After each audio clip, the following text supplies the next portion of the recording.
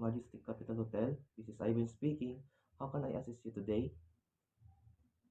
Hi, I'd like to schedule reservation for this upcoming weekend from Friday night until Sunday. Sure. Let me check and see what rooms are available. Do you need a room with one bed or two beds? My wife and I will be visiting the city, but a room with one bed will be just fine. Alright, sir. It looks like we have several rooms available. Would you care for a room with a balcony? A single room with no balcony will will suit our need just fine. I did notice on your website that you have full an exercise room.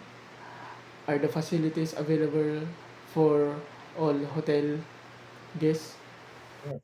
Our hotel guests are allowed access to those facilities. This hotel stay also include breakfast. We have a restaurant on site that also serve lunch and dinner, but those meals are not included in your lodging fee. Okay, that's fine. What time are both check in, check out? Check-in for you on Friday can be anytime after 3 o'clock p.m. Check-out will be on Sunday before noon. Sound great. I am glad that I could help you today. Is there anything that you need at this point in time? Would you like my credit card information now? Or I can take care of my arrival hotels and reception list? We can handle payment upon your arrival on Friday. We look forward to seeing you then. Thank you. I look forward to my stay.